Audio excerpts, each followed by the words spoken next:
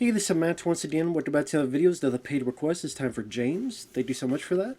And for those interested in requesting any type of videos, topics, reactions, commentaries, reviews, re-reviews, what have you, feel free to send it either directly to my PayPal or join my Patreon. Both links are down below in the info box. But James wanted me to review two more parts of the TV show A Series of Unfortunate Events. This time is episodes 3 and 4, which is The Reptile Room, parts 1 and 2. Now, I mentioned before I reviewed the first two episodes. I did not mind it. I would say I liked it better than the movie with Jim Carrey because since this has more room to breathe, has a better ability to tell its story succinctly and not feel rushed, because the movie apparently put a lot of stuff to a very short amount of time. Neil Patrick Harris plays Olaf, while Jim Carrey played him in the movie. Jim Carrey's definitely much more over the top, much more silly. I can see why people would enjoy that. To me, silly Jim Carrey, it depends. I liked him in Ace Ventura, and Ace Ventura When Nature Calls, and Dumb and Dumber, but films like that, he just push it a bit much for me. Neil Patrick Harris, he's a little comedic, but at the same time, he feels more dangerous. He does feel like more of a villain in this show, and I appreciate that. Plus, I like Neil Patrick Harris. I thought the two kids did a fairly good job. I like the narrator, Patrick Warburton, who plays Lemony Snicket himself. And there's times where he'll be on camera, talk to the audience, narrating along with it. He'll be among the environment, but no one else sees him because, again, he's there for us, the audience. And I said before, like, this guy is like the most interesting character to me. I want to know Lemony Snicket's story. I want to know how he's involved with this specifically. I want to know how he knew these kids. I want to know why he wants to investigate this so much. Why he's looking into this so much. Why is this his story to tell? Like, that's the story I want to know more of Patrick Warburton. So, when he introduces this one, this will make you feel as miserable and melancholy, as miserable and melancholy as I am. Just Patrick Warburton just has the right amount of deadpan verbiage and delivery to make this work for this type of show. But last time we saw them, these two kids were where their parents supposedly have been killed in a fire. The bank guy was so stupid. He listened to someone who clearly had a disguise and clearly wasn't who he was. Can't even say he had a disguise. But the banker was so stupid, he was easily tricked to have these kids go to Count Olaf, which he treated them like crap. Tried to marry the little girl. They were able to trick him. They were able to prove who he was, what was going on. Able to get the hell out of there. Olaf is on the loose. The two kids are sent to their another relative, this time Monty, who has a bunch of reptiles. Now, this was featured in the movie version. I think Billy Connolly, or he played him. I want to make sure now. I'm so bad with names. I'm always so bad with names. I want to say it was Billy Connolly. I just wanted to double check.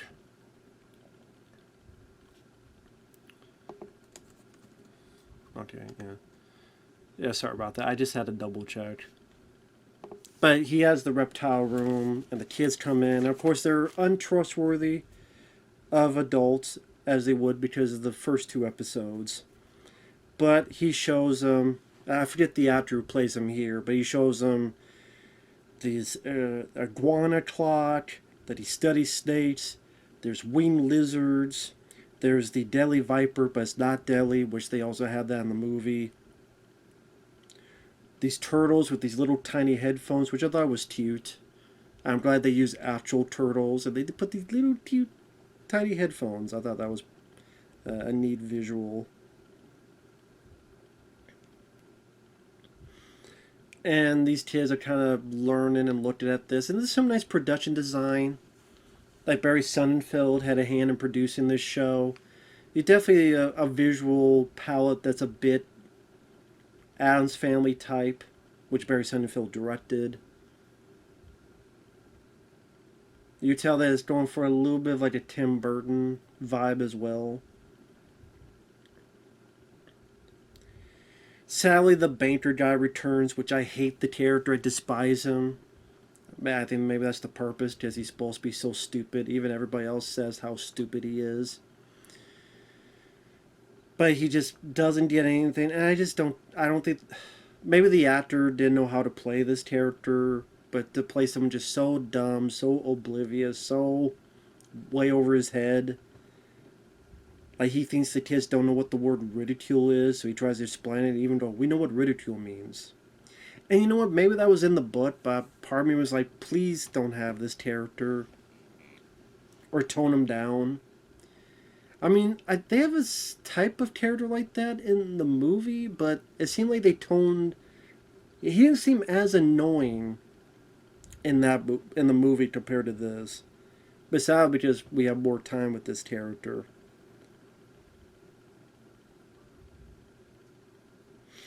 But sooner or later, Olaf comes in dressed as Stefano, and the kids instantly recognize him. I didn't. I like Neil Patrick Harris. I like how he snipes at people verbally.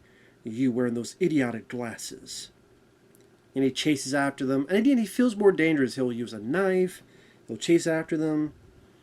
Monty comes back. I like the idea that you think he's easily fooled, but he's not.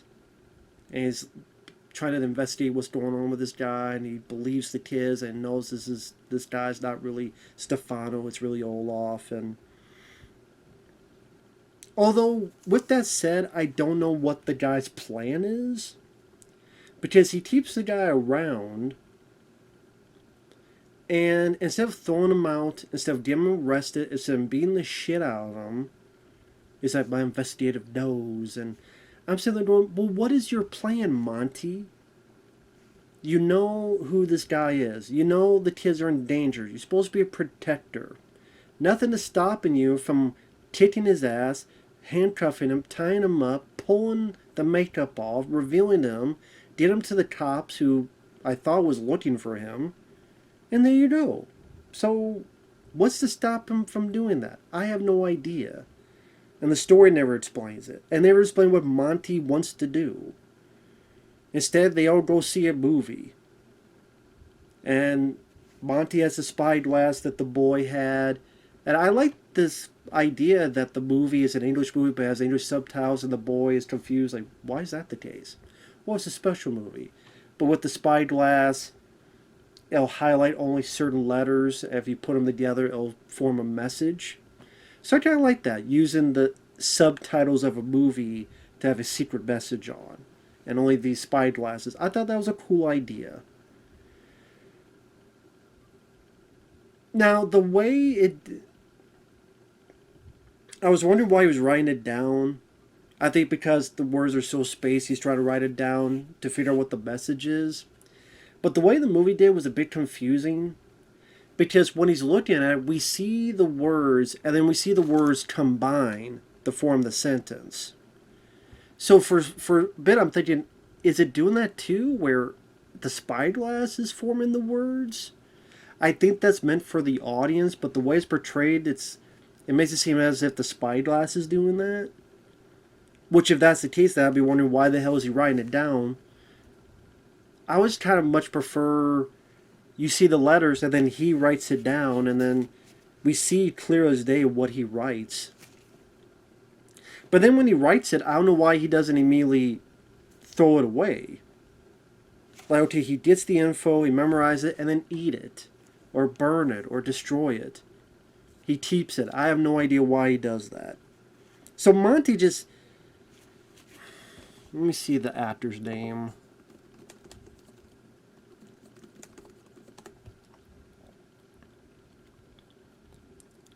Asif Manvi. Why does he seem familiar?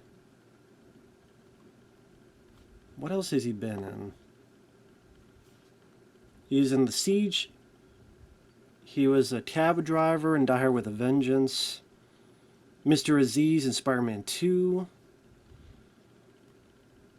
Was he the guy that fired Peter Parker for not delivering the pizzas? Or was that someone else? It's been forever since I've seen Spider-Man 2. Premium Rush, I like that movie. He was in that. Done a lot of TV work.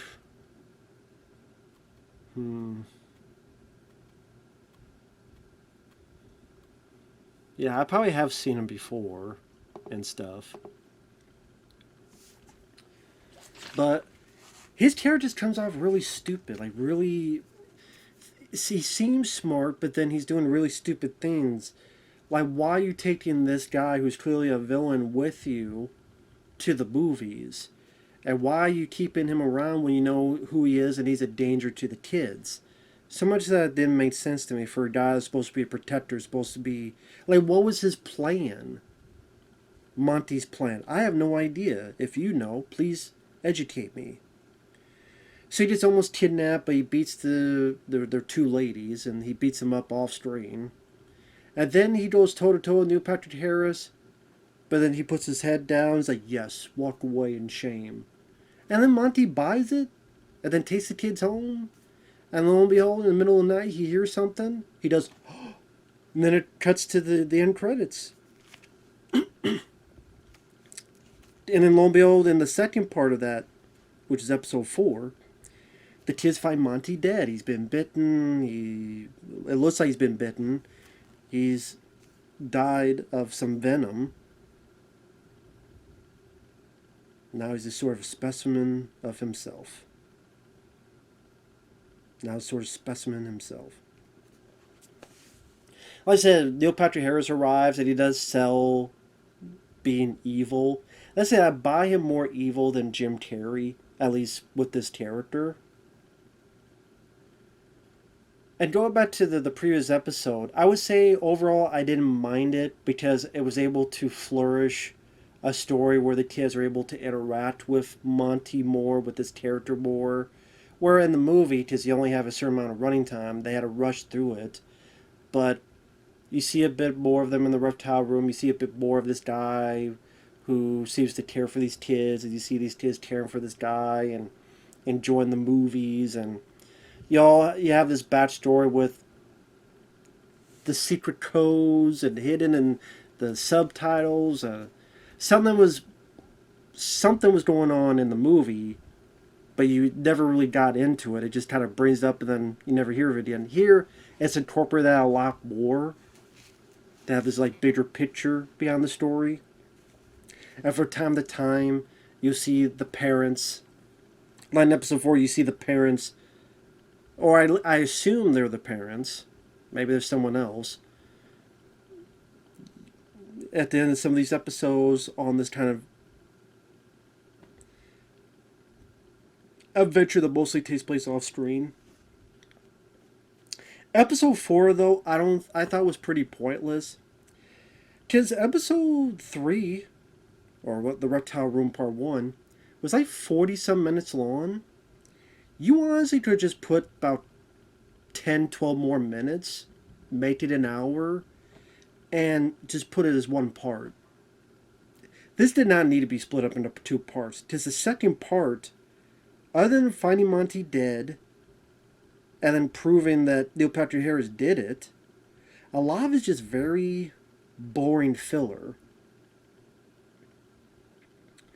Where Mr. Poe from the bank is the biggest dumb fuck ever, and he doesn't listen to the kids, and he doesn't think the assistant is Olaf, and he doesn't, despite how he screwed up before, he has no brain cells, he has no common sense. I despise his character. I wish Olaf would kill this character off. He's so irritating, so irresponsible, he's so annoying, he's such a dumbass. And Neil Patrick Harris pretend to be this Stefano character brings this nurse to look at the body, but it's obviously a male nurse. Brings in a cop, but it's another one of his buddies. He's bringing people in, but it's his buddies. With this investigation, they have to prove to Mr. Poe that Stefano is really Count Olaf. I'm like, so the whole reason this episode exists is because Mr. Poe is an idiot from the bank. Such a dumbass.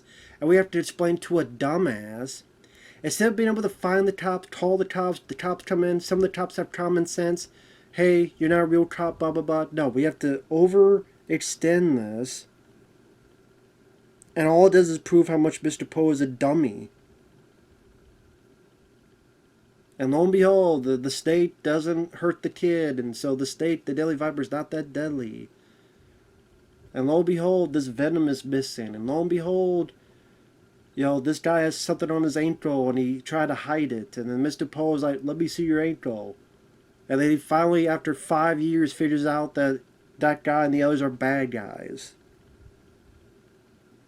Only for Neil Patrick Harris to steal the spyglass, go into this maze. The kids follow, but Neil Patrick Harris escapes.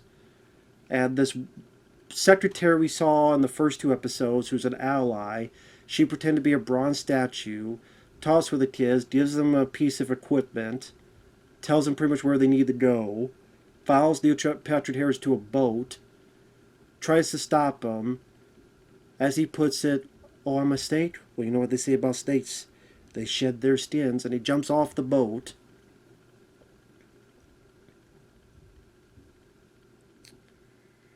And then the kids are going off to another home, another place, while then there's a scene where the parents are in a bar wondering what's going on, and they have to continue their adventure, I guess, to try to get to their kids, if they are the parents, unless there's a reveal where they're not who you think they are. Again, that whole part, episode 4, or the Reptile Room part 2, completely padded out. The only cute thing I'll say is they need the end of the suitcase Neil Patrick Harris has, so the girl has the baby sister, because she's got this gnarly teeth, to bite the teeth in order to rework it. Oh, thank you. And then the older girl can open up the suitcase. But again, like, all you had to do was just add 10 more minutes to the previous part. Mr. Poe comes in. He's confused what's going on. Oh, it's the snake. I thought that part was done better in the movie. Where there's doubt, what's going on here? Oh, is the deadly viper? Or what does is the viper, but it goes around the baby and it's like cuddling it. Oh, if it's so deadly, look what it's doing here. And this guy thought it was that. He was so certain. And then Neil Patrick Harris escapes and runs out. There you go. With that, them find the body, that going on, that could be, 7, 8 minutes. The other 4 minutes, 2 minutes could be they're trying to end the labyrinth. The guy escapes. They meet the girl, pretend to be a bronze statue, gives him the thing. The other 2 minutes, the bit on the boat, the bit with the parents. Hell, 15 minutes. Fine, add 15 minutes with the 40-some minutes. Have it be about an hour, hour and 2, hour and 5. Boom. All in one go. This whole other part was just completely boring, padded, overlong.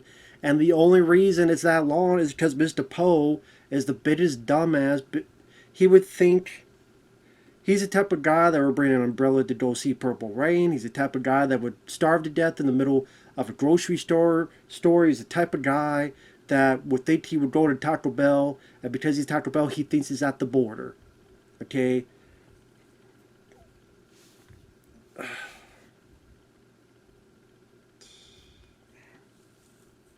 This is a complete, utter moron. Complete, utter idiot. And that's the only reason this 40-some minutes occurs. So that part I didn't like. That part you could skip. Mr. Poe's a dumbass. They prove it to him. They go to the next one. Monty's dead.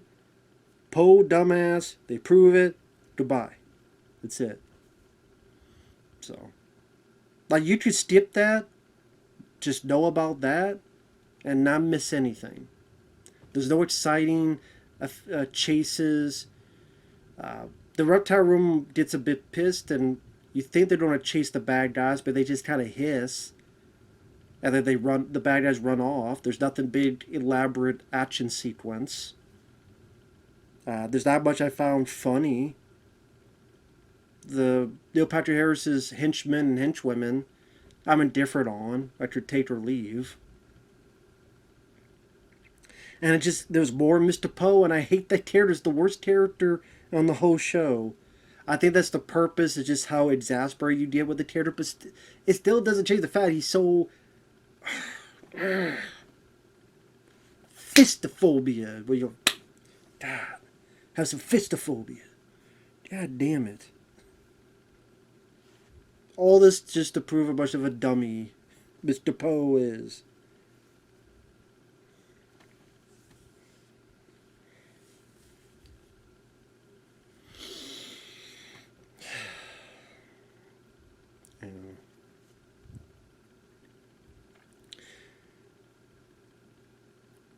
Type of guy so stupid he would see E.T., think alien, and then think he spoke Spanish. He thought he was an illegal alien.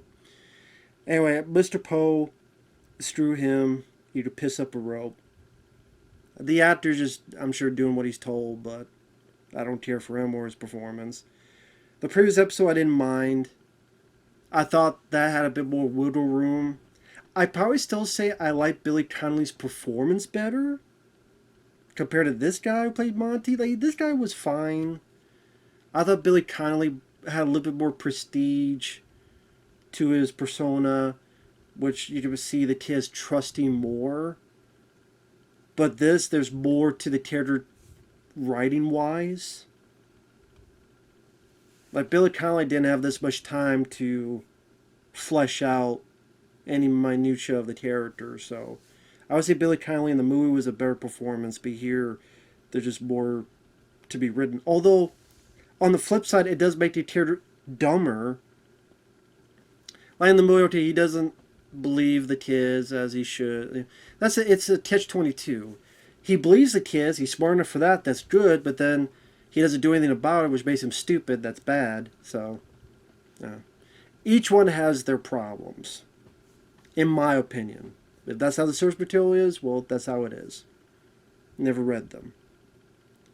So, I would probably say I like the first two episodes more, but like the third episode I didn't mind, again, other than Monty being a dumbass, and then episode 4, Mr. Poe can set my pole between my legs and play, I don't know, a bit of pole position and use me as the joystick into his mouth. But anyway, that's my thoughts on it. Patrick Warburton, I still liked his performance. I like some of the lines he says in episode 4 at the end. I hope that one moment they found... Let's see, did it say what the line was? They found a place where the world seemed right, if only for a short time. And the previous episode, what he talks about dramatic irony and the meaning for it. We should be on guard for the unpleasant arrival of dramatic irony. Like, Patrick Warburton gets it. He gets what kind of show this is. He gets what he's supposed to do. And I appreciate that. I thought that was... He did a good job with it. So. Like I said, he's the most interesting character to me. But as an idea of Neil Patrick Harris, I appreciate him being more villainous. Like, there's a bit where he enters the car before Monty gets in. He pulls out, like, this big knife and is, like, warning them about it. Then he puts it away and puts back his fake accent again. Well, hello there, I'm Stefano.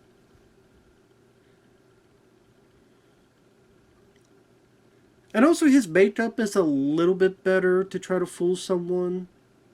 But at the same time, you get why the kids were able to figure him out so quickly.